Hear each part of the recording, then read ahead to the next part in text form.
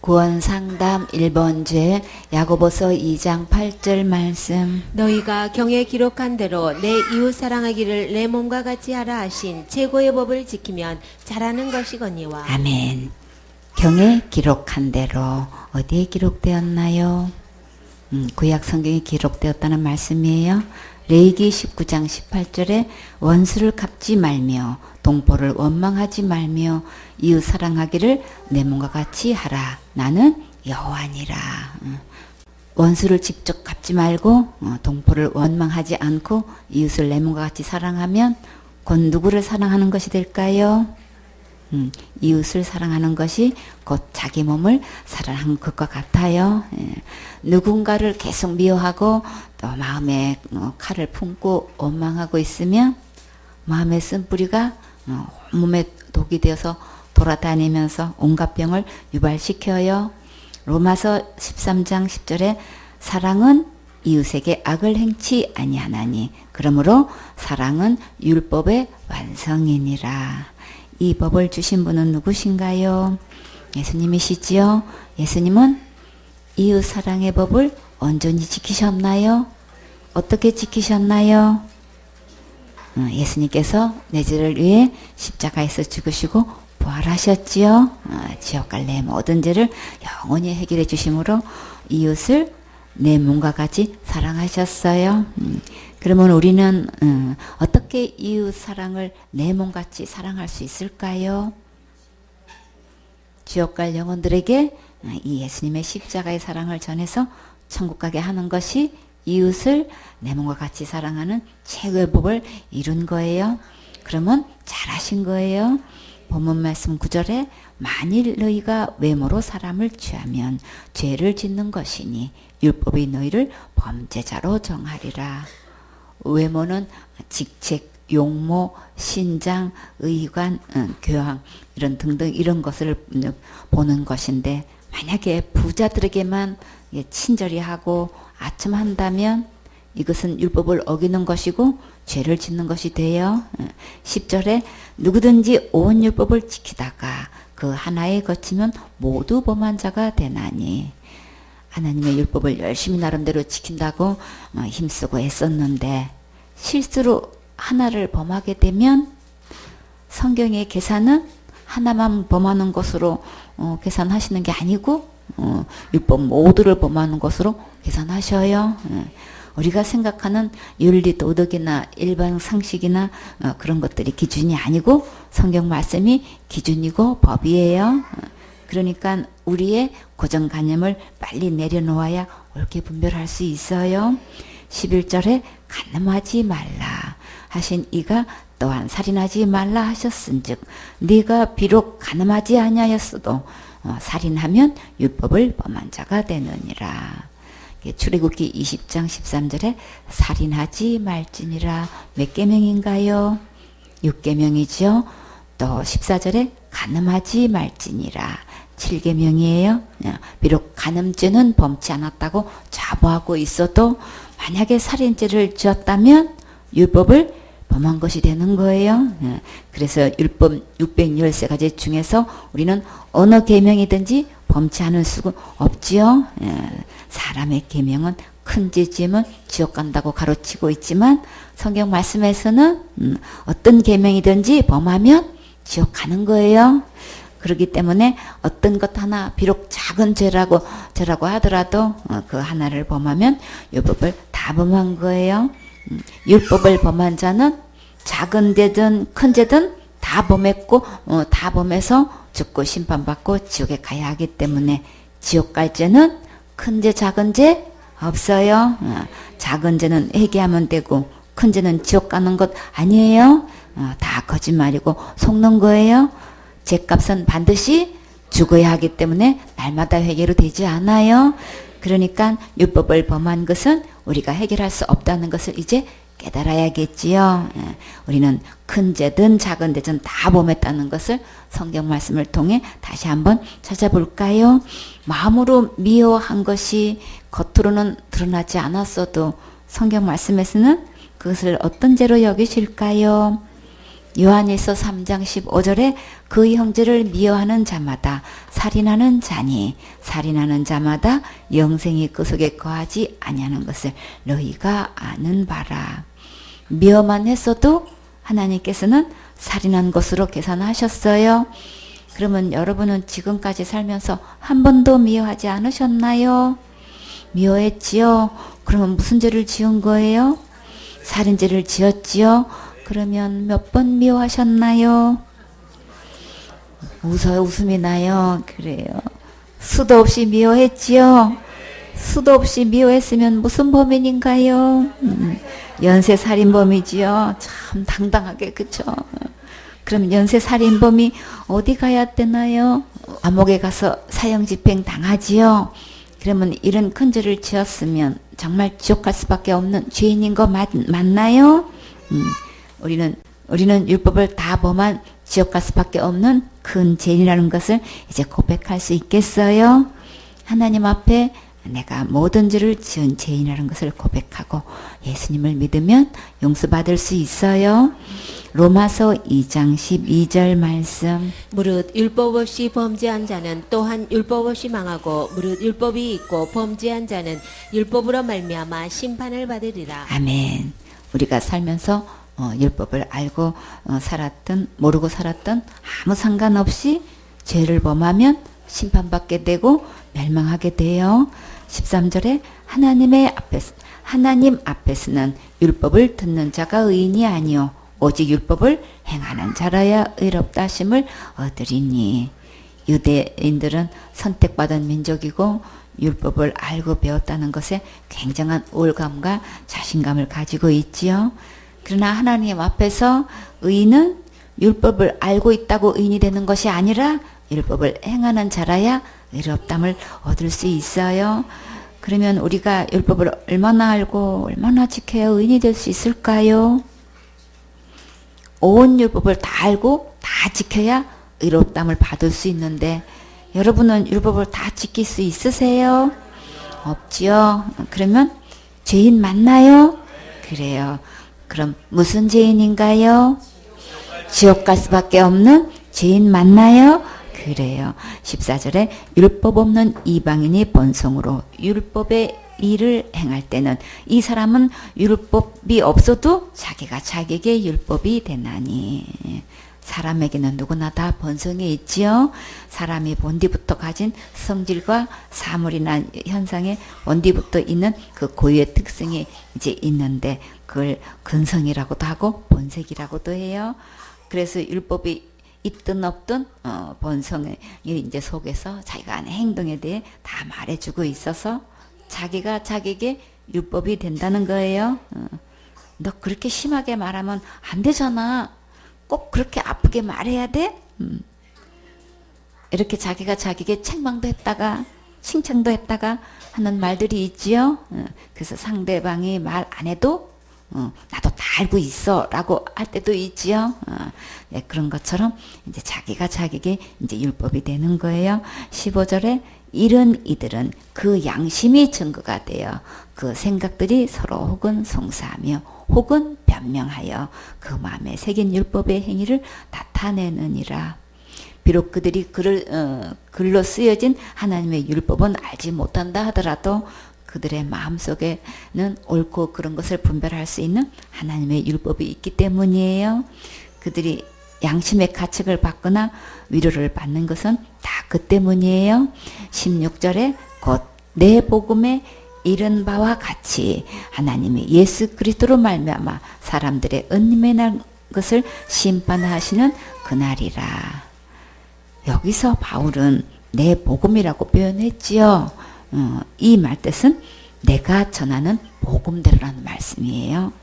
평소에 이제 늘 바울이 전했던 그 말씀을 말하는 거예요. 각자가 전하는 복음이 나름대로 있지요. 바른 복음을 전하고 있든 다른 복음을 전하고 있든 자기가 전하고 있는 복음이 있어요. 내 복음은 이제 바울이 평소에 늘 전했던 것과 같이 이제 이 말씀을 전한다는 뜻이에요. 우리는 기록된 성경 말씀대로 바른 참 복음을 전해야겠지요. 예, 우리가 양심의 가책을 받지만 숨기고 있고 안 그런 척하고 양심을 속이고 시침에 뚝 뗄 때도 있지요.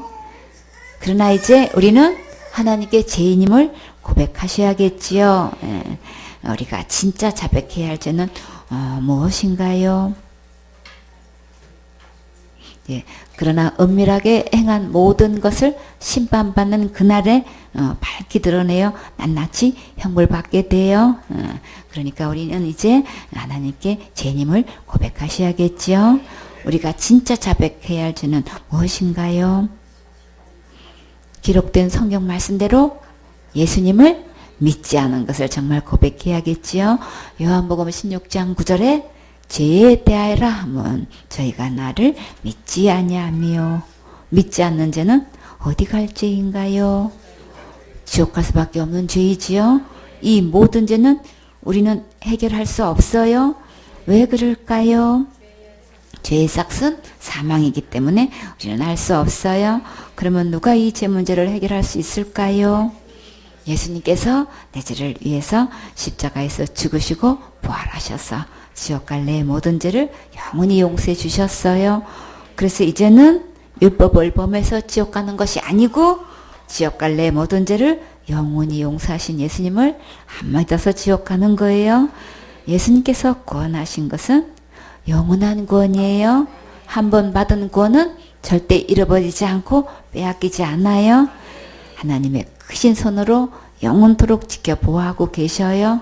이 영원한 구원의 선물을 받고 다 같이 천국 가셔야겠지요. 레위기 4장 1절 말씀. 여호와께서 모세에게 일러 가라사대. 아멘. 주님께서 모세에게 들려주시는 이 말씀을 오늘 내게 들려주시는 말씀으로 들으면 진짜 복이 있어요. 2절에 이스라엘 자손에게 고하여 이르라. 누구든지 여호와의 금령 중 하나라도 그릇 범하였으되. 하나님의 종은 백성들에게 전해줄 수 있는 말씀을 하나님으로부터 받는다는 것은 정말 행복하지요. 여기서 금령은 어떤 행위를 하지 못하게 하는 법령, 곧 금지하는 금법을 말해요. 누구든지 이 하지 말라고 하시는 금령을 범했을 때는 어떻게 하면 용서받을 수 있을까요? 3절에 만일 기름 부음을 받은 제사장이 범죄하여 백성으로 죄를 입게 하였으면 그 범한 죄를 인하여 흠 없는 수송아지로 속죄 제물을 삼아 여호와께 드릴지니. 누구든지 속에 제일 먼저 이렇게 기름 부음을 받은 제사장들에게 대 말씀하셨지요. 백성들 앞에서 지도자들은 하나님께서 먼저 이 문제를 해결받도록 하셨어요. 제을은 죄악에 대한 재앙을 말해요. 기름 부음 받은 제사장이 죄를 범했는데 왜 백성들이 그 재앙을 받아야 할까요? 지도자에 대한 영향을 좋은 일이든 나쁜 일이든 백성들이 직접 그 를 받게 되지요. 그래서 영적 지도자를 위해 백성들은 항상 기도가 필요하겠지요. 우리는 누구나 실수할 수 있는데 이렇게 재앙을 받게 되면 정말 황당하겠지요. 그러나 이 문제를 하나님께서 어떻게 해결하셨나요? 그 범한 죄를 인하여 흠없는 수송아지로 속죄 제물을 삼아 여호와께 드릴지니. 제사장이 지은 죄값으로 수송아지가 대신 죽게 되었어요. 그러면 수송아지는 지금 얼마나 할까요? 왜 웃어요? 다 모르죠? 그래요. 뭐 소고기 맛있게 먹으면 그냥 그걸로 다 끝나지 뭐 수송아지가 얼마나 되겠어. 그래서 인터넷에 찾아봤어요. 작년에는 소 800kg이 1,000,000원 정도 했대요. 근데 올해는 500만 원도 안 되게 낙찰됐대요. 그러면 수송아지 정도면 그래도 몇백만 원은 가겠지요?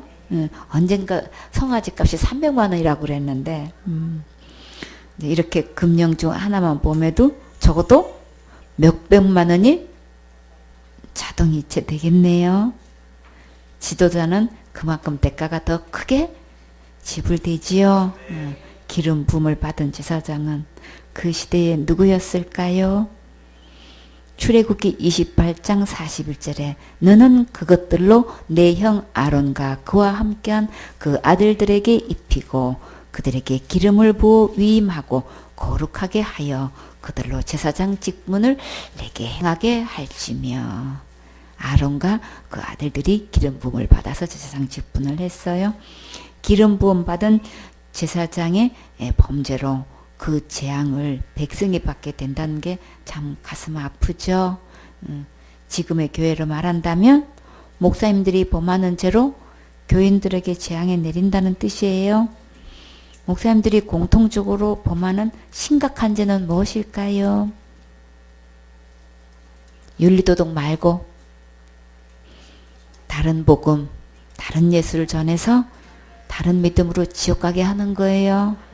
그 죄을이 교인들에게 내려진다는 것은 이보다 더 큰 비극이 없지요.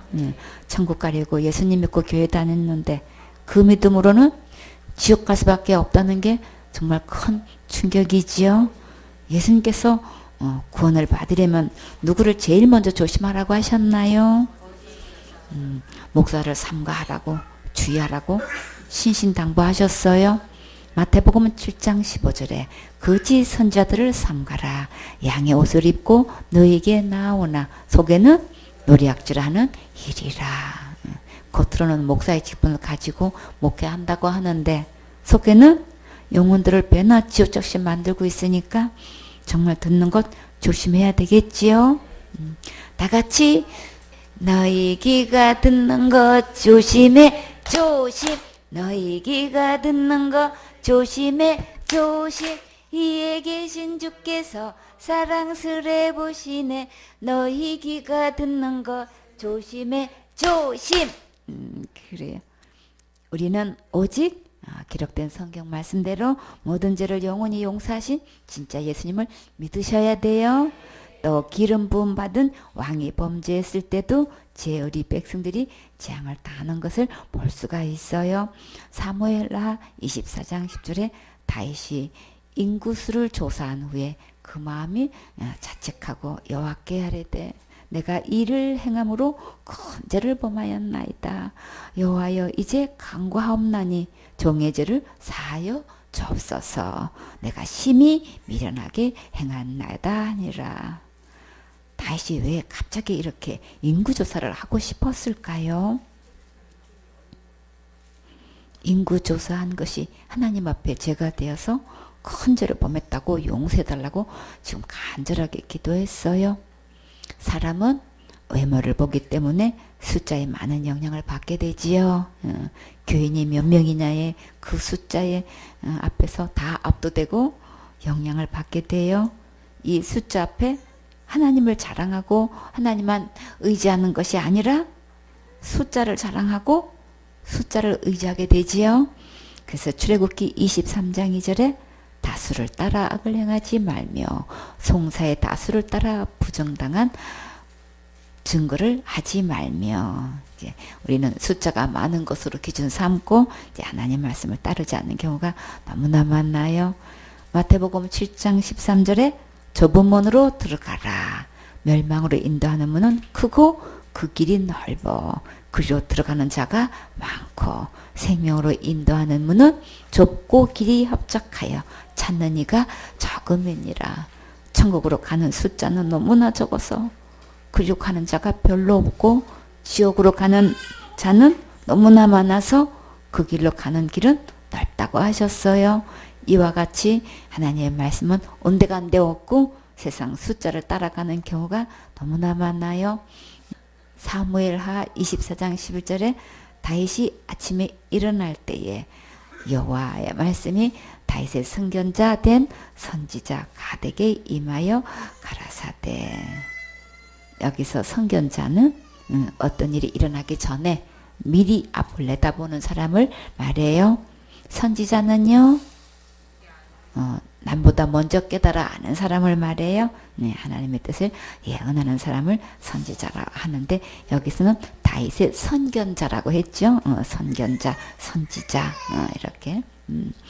그래서 또 사무엘하 24장 12절에 가서 다윗에게 말하기를 여호와의 말씀에 내가 네게 세 가지를 보이노니 너는 그 중에서 하나를 택하라. 내가 그것을 네게 행하리라 하셨다라. 강사님께서 여러분에게 10만원, 5만원, 3만원, 만원 중에서 어떤 것 받고 싶냐고 물으시면 여러분은 어떤 것 택하실 거예요? 당연히 10만원 택해야겠죠. 이것을 선택하는데 어려우신가요? 아니죠. 정말 쉽죠. 하나님께서 다윗에게 이렇게까지 큰 은혜를 베풀어 주셨어요. 다윗의 가까이에는 나단 선지자도 있었고 갓 선견자도 있었어요. 이렇게 영적으로 좋은 영향을 받을 수 있는 자들이 가까이 있다는 것은 정말 큰 축복이지요. 13절에 가시 다윗에게 이르러 고하여 가로되 왕의 땅에 7년 기근이 있을 것이니까 혹은 왕이 왕의 대적에게 쫓겨 석 달을 그 앞에서 도망하실 것이니까 혹시 왕의 땅에 3일 동안 온역이 있을 것이니까 왕은 생각하여 보고 나를 보내신 이에게 대답하게 하소서. 7년 흉년, 석 달 도망, 3일 급성 전염병. 자, 여러분 같으면 어떤 것을 선택하시겠어요? 3일, 그래요. 3일 만에 빨리 재앙이 끝났으면 좋겠지요. 그러나 다윗은 어떤 심정이었을까요? 13절에 다시 가되게 이르되 내가 곤경에 있도다. 어려운 형편에 지금 자기가 처해졌대요. 여호와께서는 긍휼이 크시니 우리가 여호와의 손에 빠지고 내가 사람의 손에 빠지지 않기를 원하노라. 다윗은 이런 와중에도 하나님의 크신 긍휼을 느낄 수 있었고 감사한 마음을 잃지 않았어요. 압살롬이 반란을 일으켜서 도망 다닐 때 심하게 고생한 적이 있기 때문에 다시는 안 하고 싶겠지요. 15절에 이에 여호와께서 그 아침부터 정하신 때까지 온역을 이스라엘에게 내리시니 단부터 부엘세바까지 백성이 죽은 자가 몇 만일까요? 그래요. 7만이니라. 급성 전염병이 3일 동안 순식간에 전국에 퍼져서 이스라엘 백성들이 무려 7만 명이 나 죽었어요. 기름 부음 받은 왕이 잘못했을 때 그 죄을이 백성에게 이렇게 미치게 되었어요. 반대로 백성이 범죄했을 때 지도자가 그 죄를 입은 경우를 한번 상고해 볼까요? 백성이 범죄했는데 지도자가 죄를 입은 사건의 현장을 한번 찾아가 볼까요? 혹시 누가 생각나시나요? 민수기 20장 1절에 정월에 이스라엘 자손 곧 온 회중이 신강야에 이르러서 백성이 가데스에 거하더니 미리암이 거기서 죽음에 거기 장사하니라. 이때 모세의 심정은 어땠을까요? 이루 말할 수 없는 슬픈 가운데 있었겠지요. 이럴 때 백성이 어떻게 했나요? 지도자와 마음을 같이 하고 위로가 되어드리고 힘이 되어드리면 정말 좋겠지요. 2절에 회중이 물이 없으므로 모여서 모세의 아론을 공박하니라. 이런 것을 보고 설상가상이다, 엎친데 덮친다 그렇게 말하지요. 어려움이 한꺼번에 몰아칠 때는 한꺼번에 능히 해결하실 오직 주님만 바라보세요. 그러면 조용하게 평안 가운데서 잠잠히 주님 바라보면 하나님께서 앞서서 멋지게 일해 주셔요. 근데 백성들이 이 문제를 놓고 어떻게 했나요? 물이 없으므로 모세와 아론을 공박했어요. 공박은 잘못을 몹시 따지고 공격하는 것을 말해요. 이렇게 지도자를 공박한다고 문제가 해결될까요? 지금까지 누가 인도해 주셨나요? 하나님께서 애굽에서 인도하여 주셨고 지금까지 공급하시고 지켜보호해 주셨지요. 우리가 살아가면서 물질의 어려움을 당하면 그렇게 그러면 어떻게 하면 될까요? 회중이 모여서 지도자를 공박할 게 아니고 하나님께 나와서 예배 성공해야지요. 지금까지 풍성하게 공급해 주신 하나님을 믿고 간절하게 중심으로 예배 드리면 놀랍게 역사해 주셔요. 3절에 백성이 모세와 다투어 말하여 가로되 우리 형제들이 여호와 앞에서 죽을 때에 우리도 죽었으면 좋을 뻔하였도다. 우리는 어려울 때일수록 어떤 말을 해야 할까요? 예쁘게 말해야지요. 여기서 형제들이 하나님 앞에서 어떻게 하다가 죽었나요? 어려움을 만났을 때마다 지도자와 하나님을 원망하고 불평하고 함부로 말하다가 죽임을 당했지요. 근데 회중들이 그들처럼 진작 죽었으면 좋겠다고 하고 있어요. 그럼 어떻게 될까요? 말이 기도라고 했어요. 그 입에 나온 그 말대로 그대로 응답이 돼요. 그러면 이렇게 함부로 말하면 정말 큰일 나겠지요. 이런 환경들을 통해서 오직 주님만 의지하고 주님만 바라보라고 훈련하시는 거예요. 어려움을 받으면 받을수록 우리는 하나님께 중심으로 예배 성공해야겠지요. 그러면 가장 신속하게 멋지게 응답해 주셔요. 4절에 너희가 어찌하여 여호와의 총회를 이 강야로 인도하여 올려서 우리와 우리 짐승으로 다 여기서 죽게 하느냐. 지금 회중들이 모세 아론에게 뭐라고 칭했나요? 너희라고 했죠. 하나님께서 세우신 영적 지도자에게 이렇게 함부로 나오면 이것은 선을 넘는 거예요. 이다가 어렵겠지요. 그리고 출애굽하면서 하나님께서 놀라운 기적을 베푸시고 인도하셨는데 이들 말 속에는 지금까지 인도하신 하나님은 전혀 없고 이 모든 것을 모세와 아론에게 백성과 가축들을 이 강에서 다 죽인다고 원망했어요. 여기서 누가 잘했고 못했고를 떠나서 이렇게 모세에게 원망한다고 문제가 해결이 될까요? 안 되지요. 그러면 이럴 때는 어떻게 해야 하나요? 하나님께 나와서 중심으로 예배드려야지요. 지금까지도 모든 것을 해결하는 하나님께 감사드리고 지금 당면한 문제도 얼마든지 해결할 수 있으신 전능하신 하나님께 아뢰면 멋지게 해결해 주셔요. 하나님께서 이런 환경을 통해서 믿음의 큰 그릇으로 만들어 가시는 거예요. 이럴 때일수록 예쁘게 말해야지요. 믿음의 말, 소망의 말, 또 위로의 말, 격려의 말, 긍정적인 말로 예쁘게 말하세요. 하나님께서 다 좋게 해주실 거니까 걱정하지 말고 끝까지 주님 바라보세요. 5분 전 하나님께서 멋지게 해결해 주신 거니까 끝까지 예배 성공하세요. 이런 일을 통해서 주님께서 깨끗하게 씻어주시고 치료해주시고 아름답게 성장하게 해주실 거니까 조금만 더 인내하세요.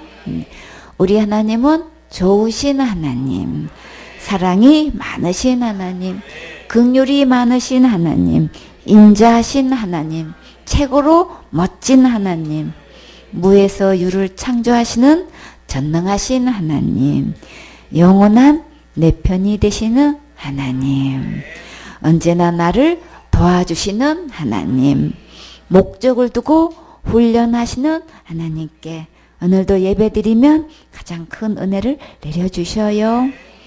회중들이 모세에게 어떻게 원망했는지 보세요. 5절에 너희가 어찌하여 우리를 애굽에서 나오게 하여 이 악한 곳으로 인도하였느냐. 이곳에는 파종할 곳도 없고 무화과도 없고 포도도 없고 석류도 없고 마실 물도 없도다. 진짜 실력 있는 사람은 어떤 사람인가요? 그쵸, 있는 것을 찾아내는 자가 진짜 실력 있는 자예요.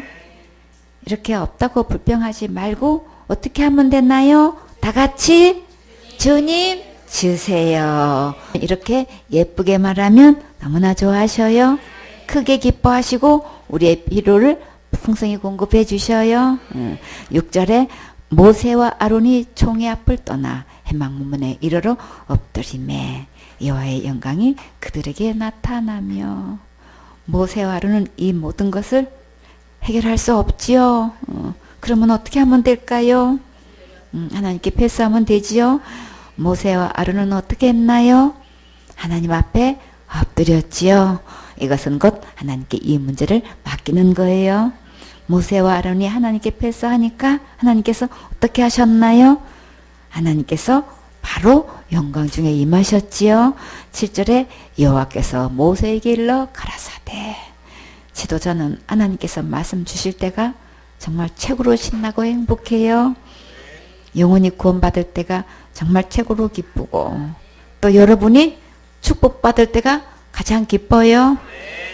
8절에 지팡이를 가지고 내 형 아론과 함께 회중을 모고 그들의 목전에서 너희는 반석에게 명하여 물을 내라 하라. 네가 그 반석으로 물을 내게 하여 회중과 그들의 짐승에게 마시울지니라. 하나님께서 어떻게 응답해 주셨나요? 반석에게 명령만 하면 물을 주시겠다고 말씀하셨지요. 이 반석은 곧 누구신가요? 사랑하는 예수님이시지요. 고린도전서 10장 2절에 모세에게 속하여 다 구름과 바다에서 침례를 받고 다 같은 신령한 식물을 먹으며 다 같은 신령한 음료를 마셨으니 이는 저희를 따르는 신령한 반석으로부터 마셨음에 그 반석은 곧 그리스도시라. 반석은 예수님이세요. 우리의 가라목을 시원하게 마시게 하실 분은 오직 예수님 뿐이세요. 우리가 살면서 필요한 모든 것 예수님께서 모든 좋은 것을 풍성히 공급해 주시니까 하나님께 예배 성공하고 예쁘게 말하세요. 말이 곧 기도라고 하셨지요. 말한 대로 응답해 주셔요. 모세는 어떻게 했는지 볼까요? 9절에 모세가 그 명대로 여호와 앞에서 지팡이를 취하니라. 모세의 이 지팡이는 어떤 지팡이인가요? 기적의 지팡이지요. 하나님께서 모세를 부르실 때에 나는 입이 뻣뻣하고 혀가 둔한 자라고 계속 핑계하다가 보낼 만한 자를 보내라고 고집 부렸지요.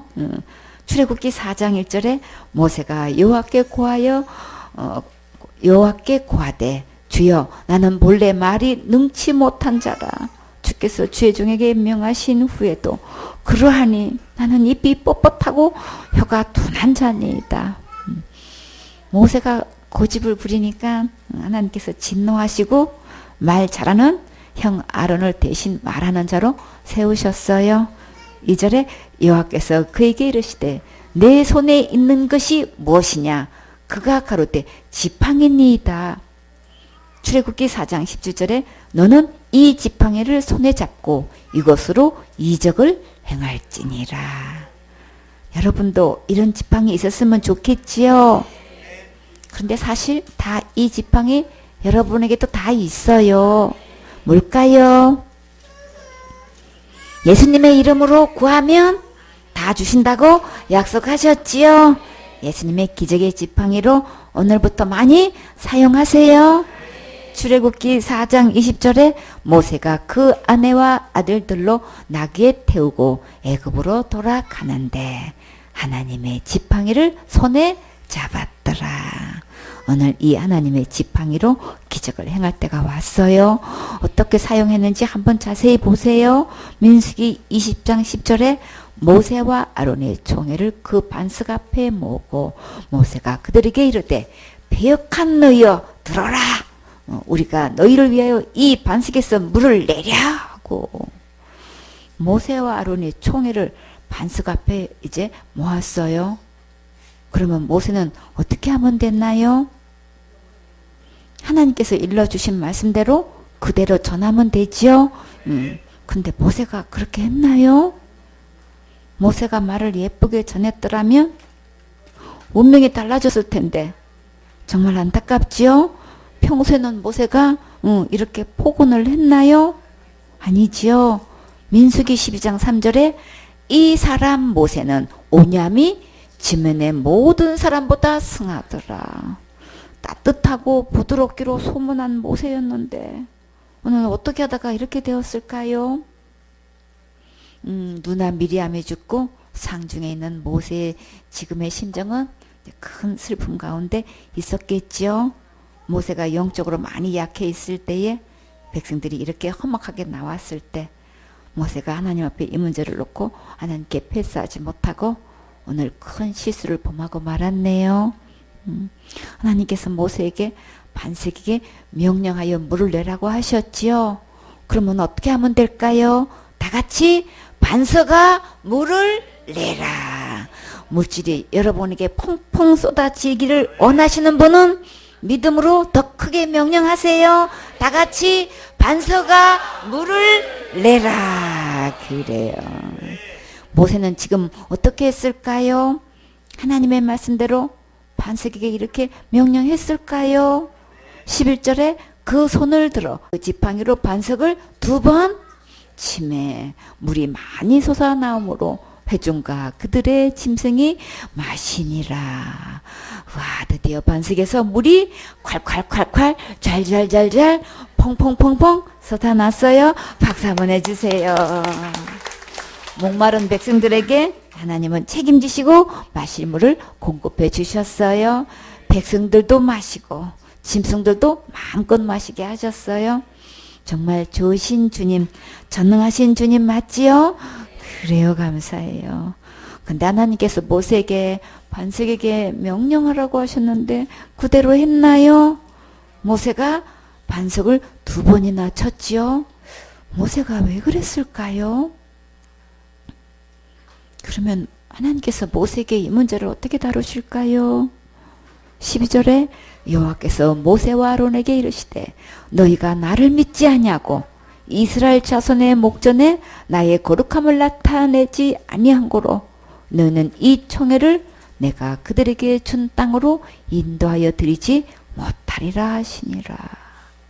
모세가 반석을 2번 친 것은 왜 그랬다고 하셨나요? 하나님을 믿지 않고 반석을 쳤다고 하셨지요. 그리고 나의 거룩함을 나타내지 않았다고 하셨어요. 거룩은 구별된 것을 말해요. 하나님의 명령과 모세의 격한 감정은 구별되어야 했어요. 하나님의 종은 하나님의 말씀을 백성들에게 온전히 전달하는데 충성되게 해야지요. 하나님의 명령을 수행하는데 자기의 격한 감정을 섞어서 그대로 나타내면 안 되지요. 사역자는 이 감정 부분에 조심하고 구분해서 하나님의 거룩한 사명을 수행해야지요. 그러려면 우리는 하나님의 은혜가 절대적으로 필요하지요. 하나님의 은혜를 받으려면 어떻게 해야 하나요? 예배 성공해야지요. 여기서 모세가 하나님을 믿지 않았다고 했는데 반석에서 말로 명령만 하면 물이 나오지 않는다고 생각해서 그랬을까요? 아니면 백성들이 공박할 때에 하나님께 그 부분을 맡기지 않고 감정으로 대해서 그랬을까요? 출애굽기 17장 6절에 내가 거기서 호렙산 반석 위에 너를 대하여 서리니 너는 반석을 치라.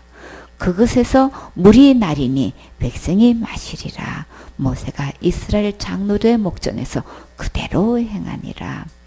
하나님께서 처음에는 모세에게 반석을 치라고 하셨는데 여기서는 반석에게 물을 내라고 명령하라고 하셨지요. 이 2 말씀에 어떤 차이가 있을까요? 이 말씀에서 예수님의 십자가의 복음을 나타내시는 거예요. 처음에 반석을 치라고 하신 것은 반석 대신 예수님께서 십자가에서 죽으실 것을 말씀하신 거예요. 지금은 이제 명령만 해도 이제 반석에서 물이 나와 다 마실 수 있도록 하나님께서 큰 은혜를 베풀어 주셨어요. 그래서 우리는 누구든지 예수님께로 나와서 이 생명수를 마실 수 있도록 하셨어요. 계시록 21장 6절에 또 내게 말씀하시되 이루었도다. 나는 알파와 오메가요 처음과 나중이라. 내가 생명수 샘물로 목마른 자에게 값없이 주리니. 알파와 오메가요 처음과 나중 되시는 예수님께로 나오면 이 생명수를 값없이 주셔요. 은혜로 누구나 마실 수 있도록 문을 활짝 열어 놓았으니까 예수님께로 오시면 돼요. 이 반석에서 나온 생명수를 마시면 영생하는 신기한 능력이 있어요. 생명수 값은 이미 예수님께서 십자가에서 다 지불해 주셨으니까 이제 와서 마시면 되는 거예요. 그러면 천국에서 영원히 예수님과 함께 살 수 있어요. 지옥 갈 모든 죄를 영원히 용서해 주신 예수님을 믿으면 생명수를 마신 거예요. 계시록 22장 17절에 성령과 신부가 말씀하시기를 오라 하시는 도다. 듣는 자도 오라 할 것이요 목마른 자도 올 것이요 또 원하는 자는 값없이 생명수를 받으라 하시더라. 여러분도 생명수 다 받아 마셨나요? 그래요. 참 잘하셨어요. 어린아이처럼 마음을 열고 말씀을 그대로 잘 받아들이세요. 그러면 천국이 내 것이 될 수 있어요. 예수님께서 이미 십자가에서 지옥 갈 모든 죄를 다 용서해 주셨는데 아직도 내가 무엇을 더해야 되는 것처럼 내 행위를 더하면 대형사고 치는 거예요. 예수님께서 십자가에서 흘리신 피로 거룩하게 해 주셨는데 내 행위를 덧붙이면 믿는 것이 아니에요. 예수님께서 다 이뤄 놓으시고 은혜로 구원의 선물을 주셨는데 이것을 믿고 받으면 거룩하게 돼요. 예수님께서 나와서 예쁘게 주세요 하고 기록된 성경 말씀대로 예수님을 믿으면 지금 받을 수 있어요. 이제는 더 이상 반석을 치는 행위는 하지 마세요. 그것은 예수님께서 십자가에서 다 이루신 것을 믿지 않는 거예요. 모세가 하나님의 말씀을 믿지 않고 이제 하나님의 거룩함을 나타내지 아니하므로 하나님께서 주신 가나안 땅으로 인도하여 드리지 못했어요. 민수기 20장 13절에 이스라엘 자손이 여호와와 다퉜으므로 이를 무리바 무리라 하니라. 여호와께서 그들 중에서 그 거룩함을 나타내셨더라. 무리바는 분쟁이란 뜻인데 지명으로 사용하고 있어요. 르비딤 인근에 위치하고 있는데 원래 지명은 이제 무리바인데 하나님을 시험했다 하여서 시험이란 뜻으로 이렇게 맞사란 이제 별칭이 붙여졌어요. 이게 비록 지도자가 실수했어도 하나님께서 백성들 앞에서 진히 거룩함을 나타내시고 생수를 주셨지요. 우리는 항상 주님만 바라보고 예배 성공하면 주님께서 끝까지 책임지시고 풍성히 공급해 주셔요. 어떤 경우에도 지도자에 대하여 함부로 공박하지 마시고 예를 다해 공손히 예쁘게 말하세요.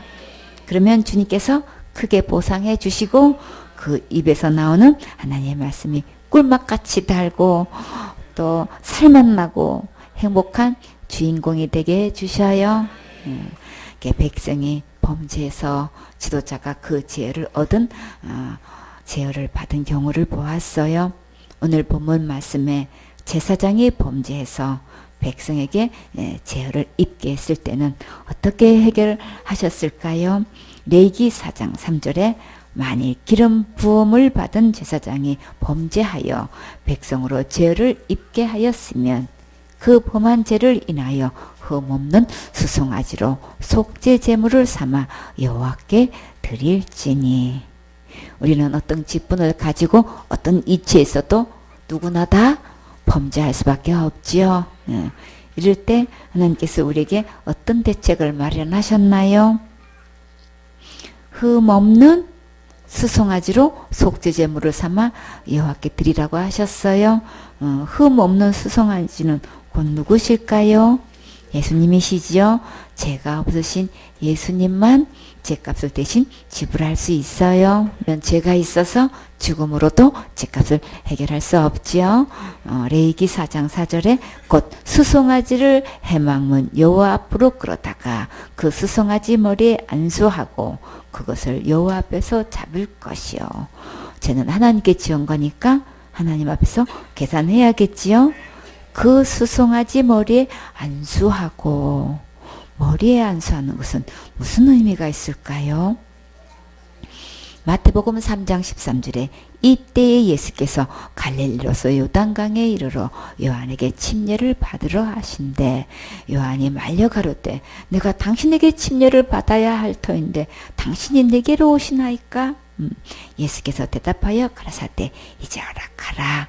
우리가 이와 같이 하여 모든 의를 이루는 것이 합당하니라 하신대. 이에 요한이 허락하는지라. 예수님께서 침례를 받으실 때 온 세상 죄가 다 예수님께로 넘어간 거예요. 온 세상 죄 속에 누구 죄도 넘어갔을까요? 내 죄도 넘어갔지요. 요한복음 1장 29절에 이튿날 요한이 예수께서 자기에게 나오심을 보고 가로되 보라 세상 죄를 지고 가는 하나님의 어린 양이로다. 이것을 믿는 자는 죄 때문에 지옥 갈까봐 고민하지 않아요. 날마다 짓는 죄 때문에 지옥 갈까봐 날마다 회개 기도하지 않아요. 속죄를 받은 하나님의 자녀가 관계 회복을 위해서 기도하는 것과는 차원이 완전히 달라요. 중요한 것은 예수님께서 지옥 갈 내 모든 죄를 영원히 다 지고 가셨어요. 마태복음 3장 16절에 예수께서 침례를 받으시고 곧 물에서 올라오실세 하늘이 열리고 하나님의 성령이 비둘기같이 내려 자기에게 임하심을 보시더니 물에 잠긴 것은 죽음을 뜻하고 물에서 올라오신 것은 부활을 뜻해요. 물에서 올라오실 때 하늘이 열렸어요. 누구든지 예수님 믿으면 천국 갈 수 있도록 활짝 열려 있어요. 예수님의 성령의 비둘기 같이 내려 예수님 위에 임하셨어요. 예수님께서 내 죄를 위해 십자가에서 죽으시고 부활하셔서 지옥 갈 내 모든 죄를 영원히 용서하신 것을 믿으면 성령이 내게 비둘기 같이 내 마음에 임하셔요. 비둘기는 평화를 상징하지요. 예수님을 마음에 모시면 세상에 줄 수 없는 진정한 참 평안이 내 마음에 가득 넘쳐요. 마태복음 3장 17절에 하늘로서 소리 있어 말씀하시되 이는 내 사랑하는 아들이요 내 기뻐하는 자라 하시니라. 예수님이 하나님의 아들이시면 곧 하나님이세요. 예수님을 마음에 믿으면 나도 하나님의 자녀가 되고 하나님의 큰 기쁨이 되는 거예요. 레위기 4장 4절에 곧 수송아지를 회막문 여호와 앞으로 끌어다가 그 수송아지 머리에 안수하고 그것을 여호와 앞에서 잡을 것이요. 수송아지 머리에 안수할 때 제사장의 죄가 다 넘어갔어요. 5절에 기름 부음을 받은 제사장은 그 수송아지 피를 가지고 회막에 들어가서 왜 수송아지 피를 가지고 회막에 들어가나요?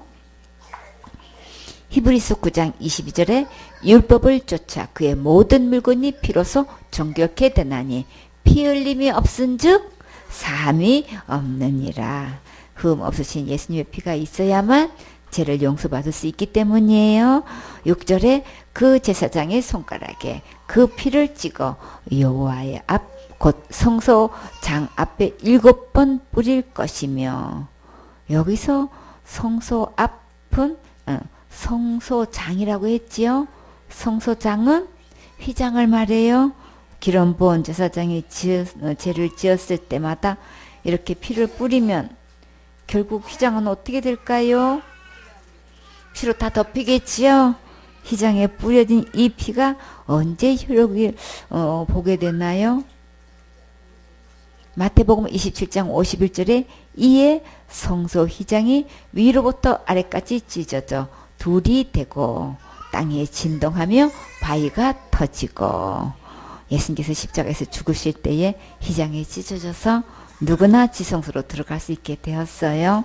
히브리서 10장 19절에 그러므로 형제들아 우리가 예수의 피를 힘입어 성소에 들어갈 담력을 얻었나니 그 길은 우리를 위하여 휘장간데 열어놓으신 새롭고 산 길이요 휘장은 곧 저의 육체니라. 천국 갈 수 있는 확실한 길은 오직 예수님의 피로 당당히 들어갈 수 있어요.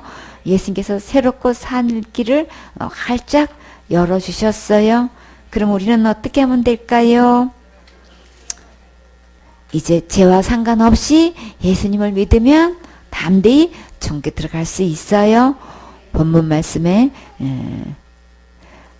레위기 4장 7절에 제사장은 또 그 피를 여호와 앞 곧 회막 안 향단 뿔에 바르고 그 송아지의 피 전부를 회막문 앞 번제단 밑에 쏟을 것이며, 회막에는 번제단 뿔이 있고 또 성소 안에는 향단 뿔이 있어요.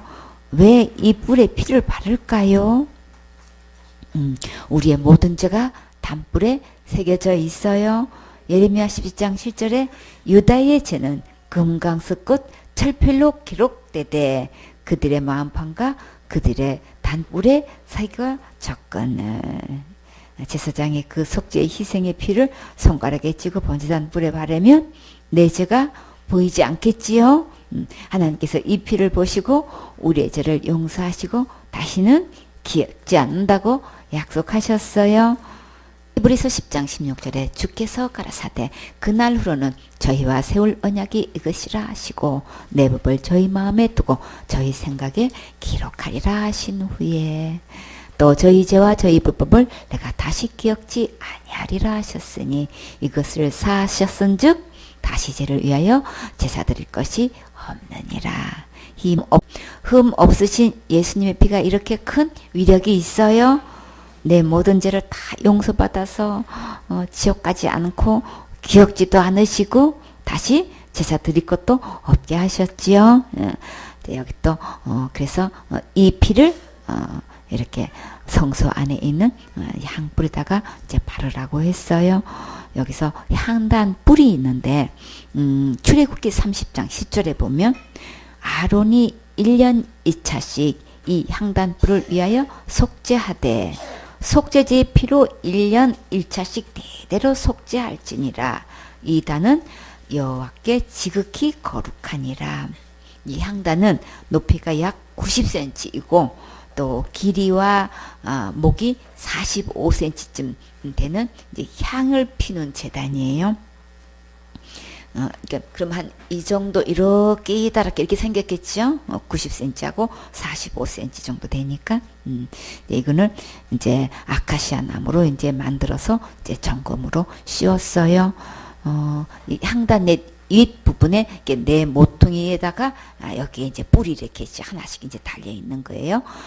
향단에는 이제 1년에 한 번씩 이제 속죄 제사를 이제 드렸는데 출애굽기 4장 5절에 또 금향단을 증거계 앞에 두고 성막문에 장을 달고, 금향단을 증거계 앞에 이제 두었는데 그 증거계 사이에 이제 휘장을 쳤어요. 증거계 법궤가 이제 증거계 법궤를 말하는데 법궤가 이렇게 있다면 요 앞에 이제 향단이 있는 거예요. 근데 법궤하고 이 향단 사이에다가 이제 커튼을 쳤어요. 그게 뭐예요? 그게 휘장이에요. 장이라고도 하는데 그 이제 휘장 커튼을 말해요. 금향단을 증거계 앞에 두었는데 이제 증거 사이에 이제 휘장을 쳤는데 역대상 28장 18절에 또 향단에 쓸 정금과 또 타시는 초소된 그룹들의 식양대로 만든 금의 중량을 정하여 주니 이 그룹들을 날개를 펴서 여호와의 언약궤를 덮는 것이더라.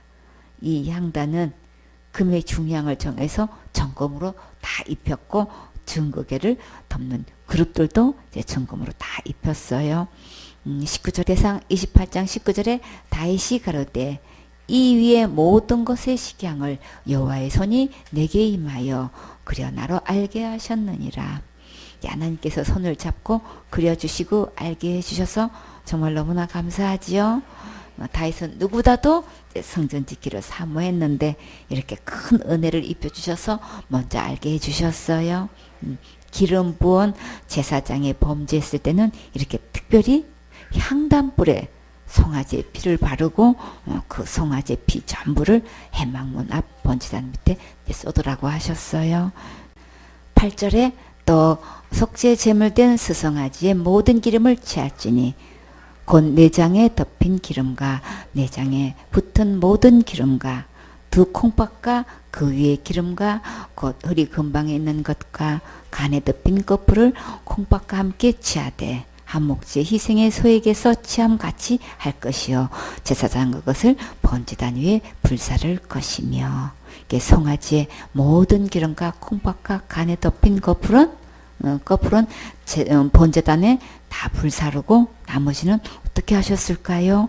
그 수송아지의 가죽과 그 모든 고기와 그 머리와 다리와 내장과 곧 그 송아지의 전체를 진 바깥 재버리는 곳인 천계라는 곳으로 가져다가 불로 나무 위에 사르되 곧 재버리는 곳에서 살을 지니라.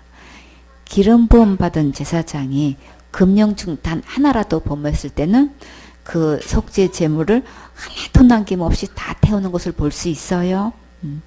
제사장이 금령 중에 하나를 범할 때마다 송아지를 이렇게 드려야 하는데 그러면 하루에 몇 번을 범죄할까요? 하지 말라고 하신 율법 중에 정말 수도 없이 제사를 드려야겠지요. 그러면 무슨 수로 이렇게 다 드릴 수 있겠어요? 송아지 값도 그렇고 시간적으로도 그렇고 자기 죄를 해결하다 보면 백성들의 제사는 언제 드리지요? 그래서 율법으로는 우리의 죄를 온전히 해결할 수 없어요. 다만 이 제사를 통해서 장차 예수님이 오셔서 친히 몸으로 우리의 모든 죄를 영원히 담당하신다는 하나님의 약속이 있는 거예요. 이렇게 죄는 날마다 말로 잘못했다고 기도로 되는 것이 아니고 죄의 싹은 사망이라 목숨을 요구하기 때문에 우리는 할 수 없다는 것을 확실히 깨달아야 되겠지요.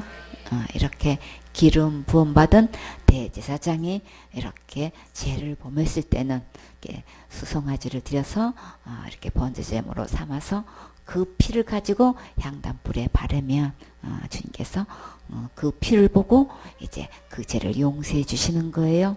지도자가 죄를 범했든 회중이 죄를 범했든 백성들이 죄를 범했든 한 개인이 죄를 범했든 우리는 우리 스스로 이 율법에 대한 범한 것 해결할 수 없어요. 다만 이 희생제물이 곧 누구신가요? 예수님이세요. 장차 예수님 오셔서 우리 인류의 모든 죄를 이렇게 해주시겠다는 교훈을 남겨주시고 이것을 계속 말씀해 주신 거예요. 우리가 예배 시간에 설교 말씀을 듣는 것처럼 구약시대는 이 제사를 통해서 이렇게 말씀을 들려주신 거예요. 이때 사람들은 장차 예수님이 이제 오셔서 우리의 모든 죄를 용서해 주실 것을 믿고 이렇게 수송아지를 대신해서 제사를 드렸고 지금은요 우리는 태어나니까 이미 예수님이 다 모든 죄를 다 용서해 주셨죠. 그렇죠? 다 이루어 놓으신 것을 듣고 믿으면 천국 가는 것이고 구약의 사람들은 이 제사를 통해서 장차 예수님이 오셔서 해 주실 것을 믿고 제사를 드렸던 거예요. 그러면 다 구약의 시대나 지금이나 믿음은 누구를 믿는 거예요? 예수님을 믿는 거예요.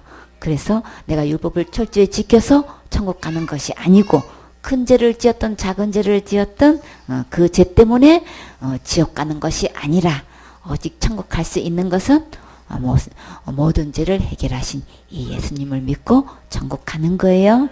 그럼 우리는 한 명도 빼놓지 않고 예수님께서 십자가에서 죽으시고 부활하셔서 지옥 갈 내 모든 죄를 영원히 해결하신 이 예수님을 믿고 우리 다 같이 천국 가셔야겠지요. 아멘.